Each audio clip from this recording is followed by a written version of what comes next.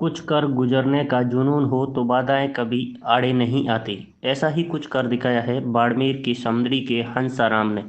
दोस्तों की किताबें लेकर पढ़ाई करके सफलता हासिल करने की कहानियां आम बात है, लेकिन कोविड ने अब इस ट्रेंड को भी बदल कर रख दिया है। समंदड़ी के उडेरिया बेरा के हंसाराम ने दोस्त के सब्सक्रिप्शन का उपयोग कर इस साल medical entrance exam NEET crack किया है।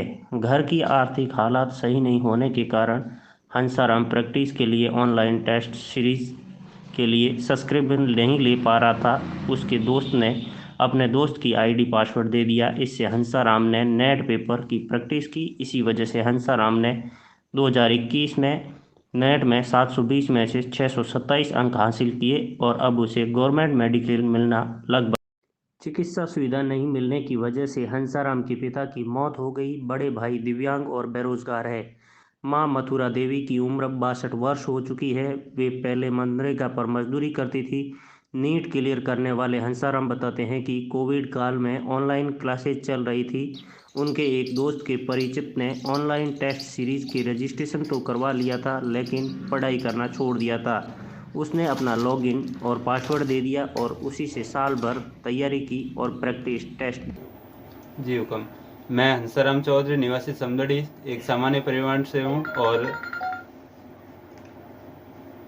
मैं शुरू से ही पढ़ाई में रुचि रखता था। और यहाँ पर जब मैं छोटा था तब मेरे 7वीं क्लास में पढ़ता था तब मेरे पिताजी का देहांत हो गया और उसके बाद पूरे परिवार का भार मेरे ऊपर था। परिवार में मेरे माताजी, बड़े भाई जो कि दोनों पैर से विकलांग हैं और 2 बड़ी बहनें हैं। उसके बाद पिताजी के जाने के बाद पूरा भार मेरे ऊपर था।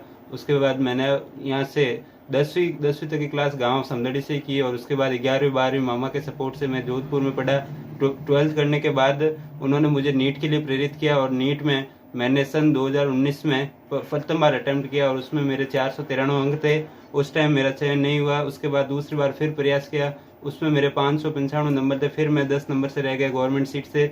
उसके बाद मैंने एक बार फिर रिपीट किया और इस साल नीट 2021 में मेरे ऑल इंडिया रैंक 9210 और ओबीसी कैटेगरी रैंक 3450 के साथ मेरा चयन हुआ। और इसके लिए मैं अब इस सफलता के लिए मैं श्रेय देना चाहता हूँ मोहम्मद श्री भोला राम जी चौधरी रामजीपुरा के। प्रेरणा देना चाहते हो आप युवाओं को मैं यही कहना चाहता हूँ कि ज़्यादा से ज़्यादा अपने जो भी जिस चीज़ में वो रुचि रखते हैं उसी फील्ड पे काम करें। जरूरी नहीं है कि आप पढ़ाई में हमेशा आगे बढ़े, और भी कई चीज़ें खेल रहे और भी कई आर्ट्स है जिसमें वो भाग ले सकते हैं, जैसे फोटोग्राफी है और स्केचिंग वगैरह बहुत सारे आर्ट है, उनमें पार्ट ले सकते हैं। जिसमें आप अभिरुचि रखते हैं उस फील्ड में ज़्यादा से ज़्यादा जाने की कोशिश करें। और मैं आगे भविष्य में डॉक्टर बन के मैं पीजी की तैयारी के साथ डॉक्टरिंग करके कैंसर पीड़ित लोगों का इलाज करना चाहता हूँ। भविष्य में ऑन्कोलॉजिस्ट बनना चाहता हूँ।